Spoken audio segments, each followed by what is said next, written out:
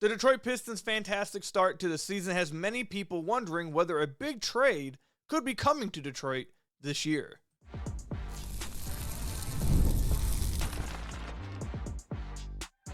You are Locked On Pistons, your daily Detroit Pistons podcast, part of the Locked On Podcast Network, your team every day. What's the deal? Welcome back to another episode of the Locked On Pistons podcast. Per usual, I am your host, Khahil. You can find me over on Twitter at Khahil.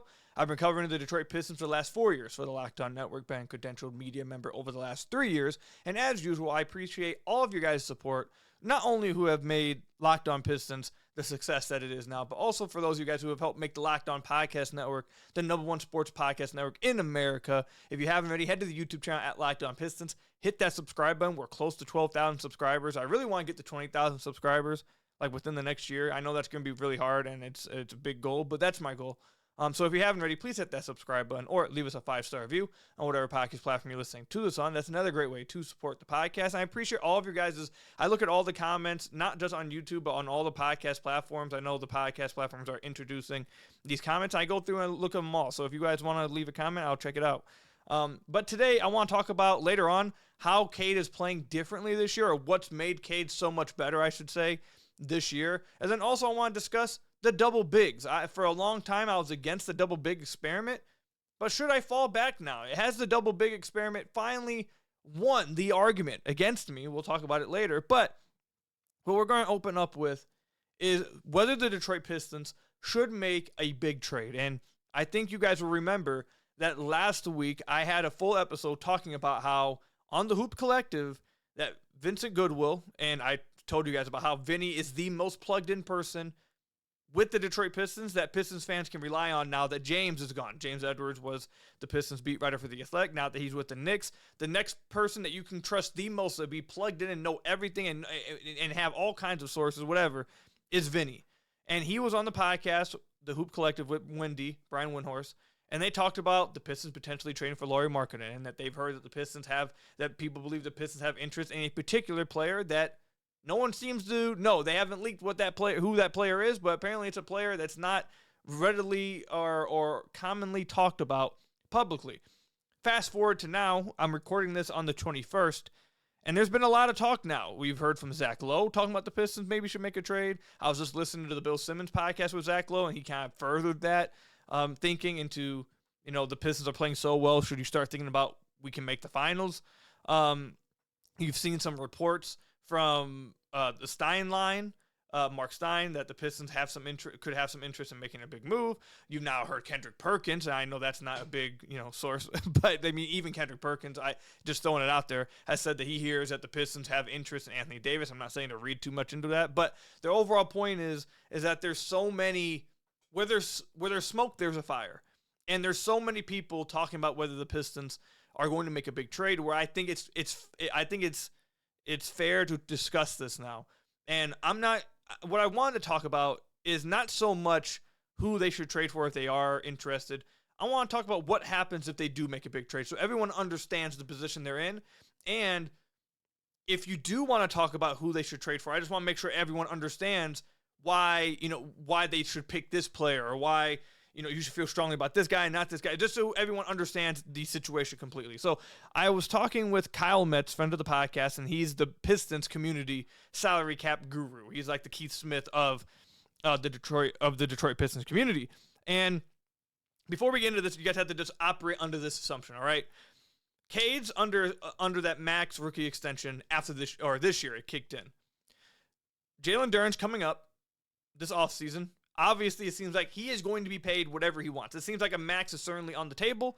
A max for him right now is $41.5 million. Now, if he makes All-NBA, let me just say that I think it's really dumb that we have to, it feels like people have to root against their own players making All-NBA because the price skyrockets so much to where there's a question of does it actually hurt the team. But I'm not even going to discuss him making All-NBA. We'll just say the max without making the All-NBA is $41.5 million in the first year. So that would be during this offseason. You also need to take into account and understand that Ausar will be getting an extension in 27-28. That will be the first year of Ausar's extension. Now, I'm not questioning or really going to speculate on what the extension number will look like, but I can tell you guys with near 99.9% certainty that Ausar will be getting an extension from the Detroit Pistons. And however much it is, that's, for you to speculate. I went ahead and penciled in the number, and I felt like this was being kind of conservative, $33 million a year by then. Keegan Murray got 27.5. You saw Tamani Kamara get 22.5. Christian Brown get 25. So in 2 years with the cap going up, I went conservative. It probably will be more than this, but I went conservative and said $33 million a year. The reason why I say this, the reason why I bring up all those numbers, is that if the Pistons trade for somebody who is on a max or near max deal in under contract in 27-28, you will be looking at a team, as of now things can change, but as of now, we'll be looking at around, and this is according to Khahil, we're looking around 7 spots that they have to fill, 7 spots that they would have to fill, while being around $21-ish million under the second apron. And that's with me being conservative about Ausar's extension being $33 million. So the reason why I bring that up is that if you make a big move for a guy that's under a contract in 27-28, one, you better hope that that guy you got is what takes you to that, we can make the finals roster. And two, you better have hope that you will have the ability to find cheap, impactful players along the margins. With that said, that's why now I'll go into the names that have been speculated and where I'm at when it comes to a big trade. I am not saying that they should just completely remove any possibility of trading for someone on a contract that has a contract in 27-28. What I am saying is I think it would probably be more beneficial for the Pistons because I'll go ahead and spoil this for you guys. I am probably in the pro make a move. I am in the pro make a move camp, but I do think it probably would be smarter for the Pistons if they do make a move to trade for somebody that's contract expires before 27-28, and then maybe you can re-sign them to a cheaper deal than what they were already on. I think that would probably be better for them than trade for someone who has a contract farther into the future. And that's why, and not why, but now we're going to move into the contracts that I'm mentioning. Lauri Markkanen has been a guy that's been mentioned over and over and over again. He's the hot name on the market for the Pistons, and I understand it. I think he's a great fit for what they need. However, he's under contract till 28-29. He's going to be getting paid this year 46, next year 46, the year after that, which is 27-28. That's the first year we're talking about. $49 million. And then in 2028, 2029, $53 million. So he actually would be under contract for another year after that. Now, there is a positive way of looking at that, is that you have one of these core pieces locked up long term. But again, like I mentioned earlier, the other part is that you better be 100% sure that this is the team that will take the next step, because you will be in the second apron. Because after 27-28, Stu's coming off the books, and you're going to want to re-sign him. Now, and you don't have a problem, teams won't have a problem of going over the second apron if it's for a championship level team for like a year or two. But you better hope that you're a championship team then, if this is what you're doing. So just to keep that in mind, I'm not saying that means you shouldn't trade for Lauri. If you believe that this would make them a championship contender in the East, then yeah, I mean, I get it. I'm just saying that you have to have that in mind. So that's what Lauri's contract looks like. Anthony Davis has been brought up a few times now as of late. Anthony Davis's contract is a year less than Lauri. He gets paid $54 this year, $58 the next year, and then in 27-28, which is the year I keep going back to, he has a player option that he will opt into for $62.5 million. Do you want that in that year? That's something you got to consider. I think Anthony Davis is probably on like the backlist of a lot of Pistons fans' minds, but he's been brought up, so I thought I should bring up his contract. And here are two players that I'm not saying the Pistons should go after, but here are two players I feel that match what I'm talking about to you guys, so you guys understand what I mean here. First player, Zach LaVine, a player that fills your half-court creation issues. He has defensive concerns. There was a great Twitter thread the other day that discussed how throughout his career, why he's been like so consistently, now there has been years where he hasn't been, but so consistently like a negative on offense because of, in the short way, to paraphrase it, they lose the possession battle when he's on the floor because he doesn't create many steals, he doesn't hustle on the boards, all that, whatever. But With the Pistons, he'd be playing with the team that is dominant on the glass, that's dominant on the defensive end, and just needs somebody that can help create in the half court. I think that would be a good fit for him. Not saying they should go after him, but the reason why I bring up Zach LaVine is because his contract is off the books the year before 27-28, and he'd be 31 at that time. So if you were to trade for Zach LaVine, let's say, and after that contract expires going into 27-28, you could, if he's played well and you're like, okay, this is a good fit, we like him, you could re-sign him for less than what he was making. He's not going to get that max. He's not going to get that $48 million that he got in this previous contract at 31 going into that offseason. He will have to re-sign for less. So that could be a good situation, just a contract situation like that, where you have a guy that's off the books the year before. Now you can renegotiate, re-sign him for a lesser amount, and now you have more cap room to play with. Or if it doesn't work out, or you're like, okay, you were great for these 2 years, but we want to move in a different direction, you now have the flexibility to do so while also having these extensions for Cade, Duren, and Ausar on the books. You can now still go out and make a move for someone you think better fits the team at that point. So you have that flexibility still in that first year of an Ausar extension, along with the Jalen Duren extension. We're all thinking it's coming this offseason if he continues to play this way. And then the other player that I'm going to bring up that I think actually should be, this is a player I think the Pistons should be considering, Michael Porter Jr. He's making $38 million this year. He makes $40 the year prior. He is off the books in 27-28. I think he fills what they need a lot in the half court. He hustles more on the glass than a lot of these guys I just mentioned. He's actually a pretty good rebounder for his size. He's had flashes, I thought, in Denver, where the kind of defensive scheme they had, I'm not saying he was a good defender, but he had flashes, I felt, as like a weak side rim protector where they trusted him because they played Jokic pretty high and they trusted him as like a weak side guy. Overall, I like MPJ. I think he would be a good fit with what this team needs. The bigger point, though, here is that he's off the books in 27-28. He's only under contract this year and next year. And then again, like I said with Zach LaVine, you can re-sign MPJ if you like what he's brought for a lesser number than $40 million. And now this guy, instead of being in his 30s, he would be 28 years old. And again, off the books, you have flexibility and decisions that you can make once all the extensions kick in 27-28.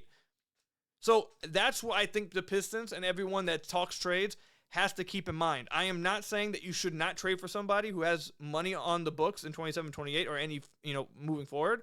I'm just saying that I think if you are wanting to trade for someone like that, you have to believe that core, along with the guys you already have, is what takes you to the next level, and that's you will be a contender, a legit contender with that roster.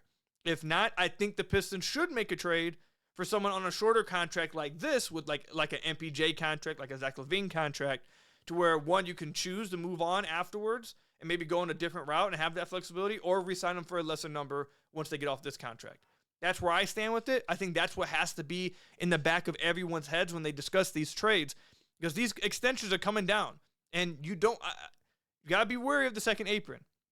Cade's on his extension. If Duren keeps playing like this, he's going to get that max extension. I'm telling you guys, Ausar will get an extension. And then maybe in 3 years, if Ron improves, then Ron's extension would be coming up. I'm not saying that all these are guarantees with Ron, but if Ron develops like everyone thinks he will, then his extension is the year after that. So you have to keep all this in mind when you are putting money on the books long-term and who you're trading for. That's all I'm saying.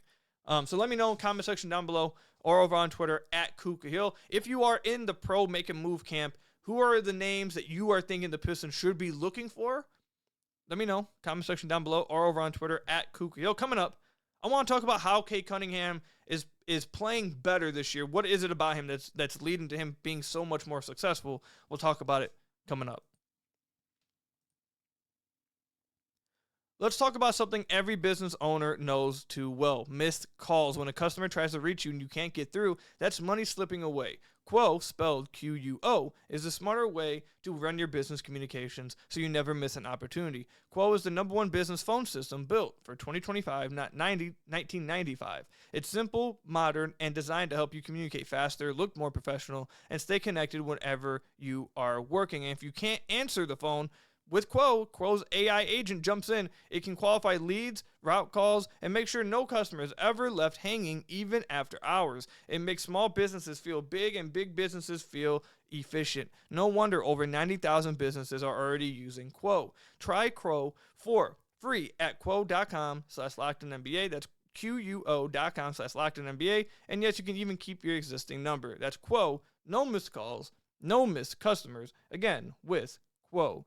I got to tell you guys about another one of our sponsors. DoorDash, they swoosh, you save with code NBA50. The NBA season is heating up, and DoorDash has found the perfect way to keep fans in their bag all season long. Whether you're watching for the highlights, your fantasy team, or just your favorite player, DoorDash makes every game night feel even better. DoorDash is the official on-demand delivery platform of the NBA, and they're celebrating with something called the Bag Drop. Every time an NBA player scores 50 points in a game, DoorDash drops 50% off your order with Dash Pass the next day, and you're automatically entered for a chance to win the Ultimate Fan Bag. We're talking about player-inspired drip, exclusive gear, and stuff you'll actually want. So next time someone goes off for 50, use promo code NBA50 the next day to get 50% off on DoorDash with Dash Pass, plus your shot at the bag drop. Dash Pass members only, 50% off up to $10 a day after a 50-point game with promo code. Terms apply. No purchase necessary. Ends April 13th. Open to U.S. residents 21 or older. Visit DoorDashInYourBag.com for full details. DoorDash in your bag all season long. So I want to thank you guys again for making Locked On Pistons your first listen of every single day. We are free and available on all your podcast platforms. If you haven't already, head to the YouTube channel at Locked On Pistons. Hit that subscribe button or leave us a 5-star review on whatever podcast platform you're listening to this on. That's another great way to support the podcast. Cade Cunningham, I feel like, is playing the best of his career right now. I think he's having the best season of his career. I think he's playing like a bona fide top 10 player in the NBA. I think he's been absolutely fantastic. And for those outside of Detroit, you look at the raw box score numbers, and they probably would agree. They'd be like, okay, yeah, 27, nearly 10 assists a game, all that stuff. But people will look at his true shooting and his efficiency and be like, okay, well, he's not having an efficient season. Is he actually really having that great of a year? And I would argue 100%, and I would argue that he's having a vastly better season this year than he was last year. And I also would like to say, just for the efficiency crowd, that the efficiency is heavily tanked by the first 4 games of the year. The first 4 games of the year, he was not... we talked about this. He did not look good in the first 4 games of the year. He was struggling shooting from the floor. He was not playing very well. And the Pistons, overall, were not playing very well. The Pistons did not look good in the first 4 games. I know it feels like a long time ago already, but everyone remembers, I think, after the first 4 games, there were people freaking out. They're like, oh, this team doesn't look as good. What's going to happen? Blah, blah. But obviously, after that Cleveland game, everyone turned it around. Everyone started to play better. Everyone seems like they were more in sync with each other. And that includes Cade. So, since the Cleveland game, which Cade's played 8 games, he hasn't played the entire 11-game win streak. He's played 8 of them. In those 8 games, he's averaging 31 points a game, 11 assists, 5.5 rebounds. But most importantly for the efficiency crowd, he's right around where he was last year. He's at 55.6 true shooting, and he's shooting 54% on twos. A lot of this is heavily impacted by the fact that he's not making threes right now. But over this streak, he's averaging 7.8 free throw attempts a game, which is doing a great thing for his efficiency. He could even be shooting better from the free throw line. I think he's a better shooter than 82%.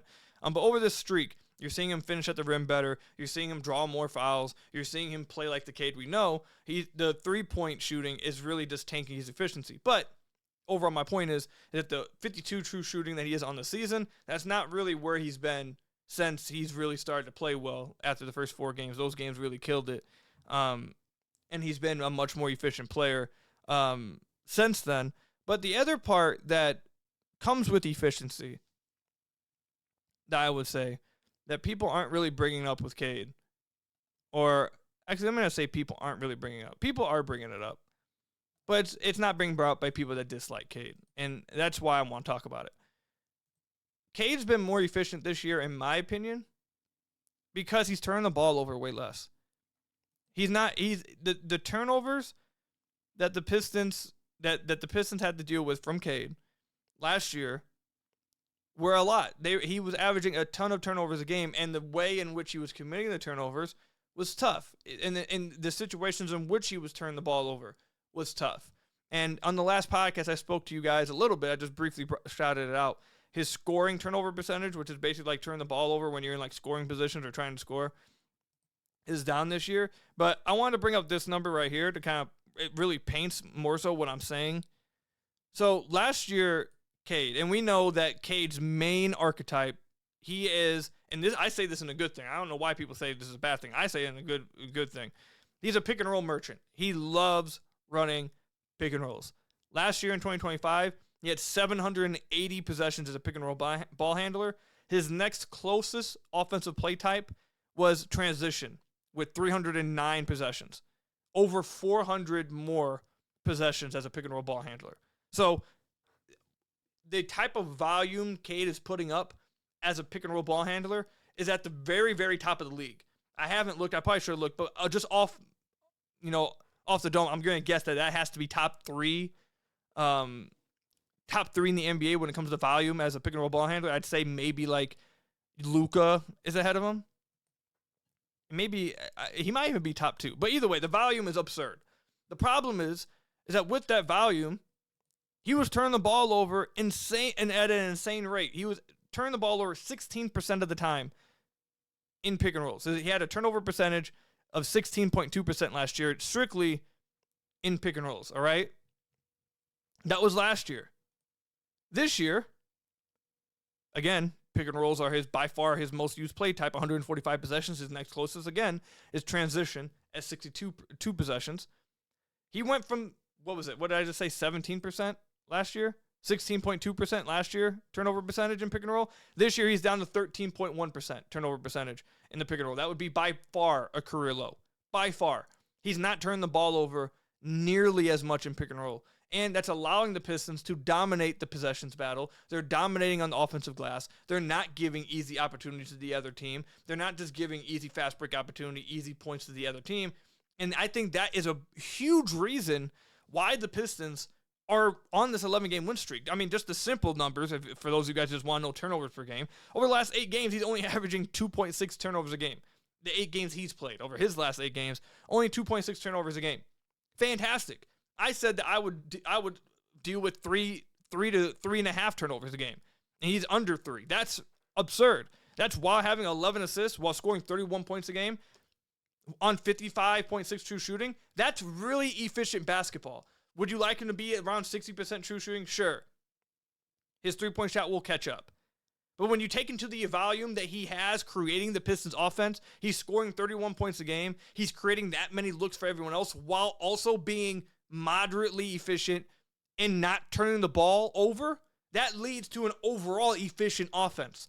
So Cade taking care of the ball, I think his handle has gotten much better this year as well. I think another stat that kind of shows that his handle has gotten a lot better is that if you go to last year as well, he was turning the ball over a ton in transition.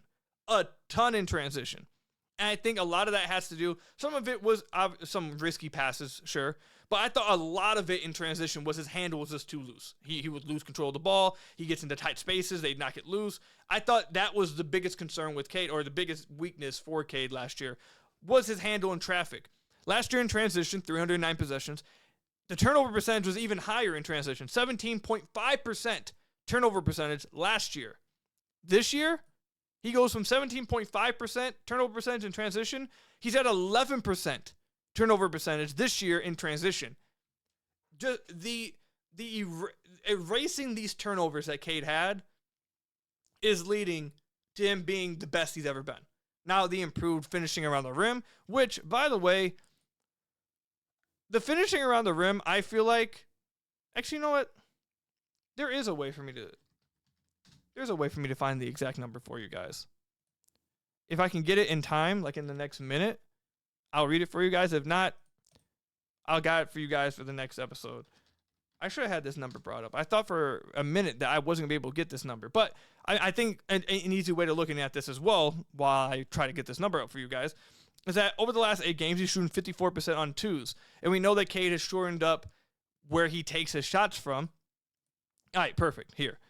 So, last 8 games, that's October 29th. So we're going to go from October 29th to now. What is Cade shooting at the rim? Because my eye test tells me he's shooting a lot better at the rim. So let's see if my eye test is backed up. Yeah. So this year, over the last 8 games, he is shooting 60% at the rim according to Synergy. For his career, he has been hovering around 56, 57%. He's taken another jump, I feel like, at the rim when it comes to finishing. And I think that's just another part of his evolution. He's not turning the ball over as much. He's finishing better at the rim. He's drawing way more free throws. He's leading a more efficient offense because of that. And due to that, I think he's having the best year of his career. And that's why I feel like Cade's having such a better season this year and why he's different this year. If he continued to do this, he's going to be on all NBA first team. And he's going to be an MVP candidate if this continues. I saw the NBA.com had him fifth in NBA on the MVP ladder. He will be in the MVP conversation if he continues to do this. It's going to happen. And I didn't even bring up the fact that he's been more locked in than ever on the defensive end of the floor. He's playing exceptional, man. This is the MVP everyone wanted on the Detroit Pistons. It's Cade Cunningham. He's playing exceptional.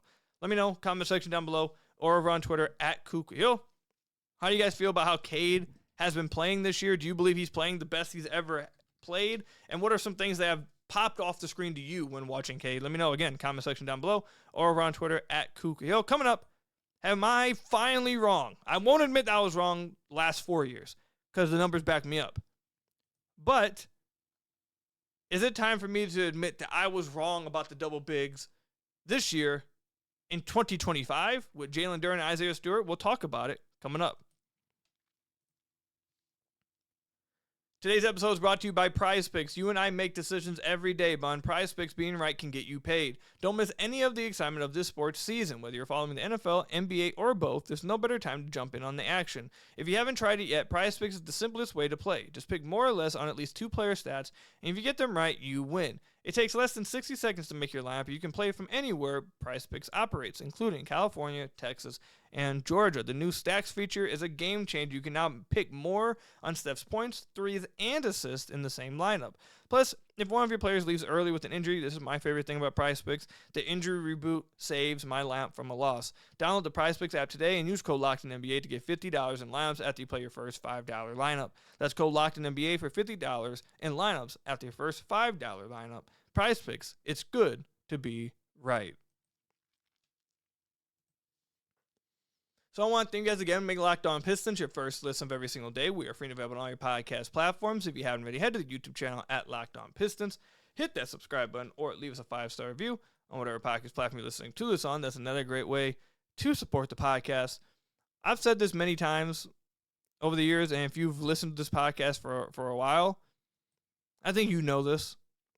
But I strive myself on when the evidence changes, so will my opinion. I am not someone who will hold on to an opinion. I will not hold on to an opinion to try to force myself to be right. I will not sit here and say, even if the evidence stacks against this, if the evidence changes, I will change my opinion. And for the last few years, especially since I'd say Isaiah Stewart's second year, where former GM Troy Weaver tried to talk about this double big and make him this 4. The numbers suggested that they were not very good. And I came on here and talked about it all the time, how I really disliked the double big lineup and they need to get an actual 2025 4 for the modern NBA. With that said, with Tobias out this year, the Pistons have went back to that double big lineup a little bit this year during Tobias' absence. And the numbers have been pretty damn good. And I will come out and openly admit, if they continue to play like this, then obviously I would be wrong about whether it could ever be sustainable. I don't believe it was sustainable a few years ago. But this year, it is proving so far to be very sustainable, and I will back off the double big experiment being something they need to throw into the garbage. This year, in 105 minutes played, the Pistons are dominating, and I mean dominating, the minutes of Isaiah Stewart and Jalen Duren on the floor. This is according to Data Baller. In 105 minutes, they are winning their minutes by 20.1 points per 100 possessions. They have an offensive rating of 128.6, and they have a defensive rating of 108.5. They have, at the same time, the league's best offense when those guys are on the floor, and a top 3 defense when those guys are on the floor together so far in 105 minutes. Now, I will say this. 105 minutes, not the largest sample size. Still need to see more. You guys know I like to do my big takeaways after 20-ish games. That's when I do my quarterly takeaways. So we will wait until that podcast, once we reach 20-ish games. I will give my bigger takeaways on every part of the team, the double bigs, Cade's play, Ausar's play, the whole rotation stuff, whether they should make a big move, all that stuff. We'll have a big, maybe 2 podcasts in back-to-back days. Or maybe I'll make part 1, part 2 in one day, going over that after 20-ish games. But so far, I'm not going to lie to you guys, so far they have been dominant. They have been absolutely dominant when these two guys are on the floor. And why do I think that is? I think the reason that they've been so successful this year is one, I feel like the Pistons very clearly have an identity that not only Stu has bought into, obviously, but Duren has bought into. Duren has improved so much as a defender this year and as someone that just gives play-to-play energy and play-to-play concentration on the defensive end of the floor that it's paying off. And they're just dominating teams on the defensive end of the floor, which is translating to easy offense for them. That's one. The second thing is the Pistons are playing a different, like a team like Houston, I feel like is the other team that's kind of playing like this. And this goes back, by the way, if you guys remember last year, I had a big rant on the podcast about how people who say, oh, everyone in the NBA plays the same way. And I came out here and spazzed. And it was like, just say you don't like basketball because there's so many different ways teams play across the NBA. If you want a certain type of basketball, you can find it somewhere in the NBA. Not every NBA team plays the same. It's not true. And the Pistons and the Rockets are a great example of this. I mean, there's many other teams that play differently as well. Like the Pistons and Rockets are the only team that plays the type of way I'm about to talk about. Is that, like in the first quarter of this last game, you saw the Pistons drawing up plays in semi-transition to get Stu an easy post-up under the basket against a smaller guy. And he's just punishing him down there. You see, obviously, we've talked about Duren's face-up game, but you see Stu, like the Pistons are running. I mean, I don't know what, I honestly should figure out what the NBA calls it, but in high school, my varsity team called it motion. It's a play, it's a action that has been ran for years and decades and decades. It's hard to explain it, man. How would I explain this action? You have like two guys at the high post, two guys on the block, or two guys like in the corners, I guess. And then Cade at the top of the key. Cade inbounds the ball or passes the ball to one high post. He cuts off the other high post and then sets a backdoor for the opposing big man. He loops around, so now he's underneath the basket with either Cade's guy now on him because they switched, or Cade's guy is now trailing, so now Cade's coming off the back screen he set for the opposing big guy. Now he is chasing around that, coming for a DHO to Stu. I hope I did a good job explaining that. However, the way the Pistons are doing this is they are not just going to Cade off the DHO. They are having Stu just inbound or entry past this the ball to Jalen Duren underneath the basket, and he's just dominating in there. So the Pistons are like incorporating like post-ups on mismatches with Stu and Duren and their size on like smaller guys that I don't think they were doing last year. And again, I don't think you see many teams with that type of size in the front court doing that outside of Detroit and Houston. So I think that's leading to easier offense for the Pistons, especially in semi-transition. You see both Stu and Duren sprinting to get that early seal position under the basket, and everyone's been willing to give it to them, and the Pistons just dominating that. And then obviously the other thing is, with Duren, Stu, Ausar, and Cade on the floor, they're just obliterating teams when it comes to, like, the offensive rebounds. Like, they just... It almost leads to, I was just listening to Zach Lowe and Bill Simmons talk about this with Houston, but it's the same thing with the Pistons. When these two guys are on the floor, a miss is like an assist, basically. Like it's like you might as well be throwing a pass, because if one of them miss, you have four guys, and really if you want to take Cade out of it, you have three guys in Ausar, Duren, and Stu. We're just battling and just dominating teams in the second chance points. That you get to the rim if Ausar misses layup, and this is why we'll talk about this in another episode. Why Ausar's drives, the fact that he's simply being more aggressive, despite that the efficiency isn't where you probably would like it at this point.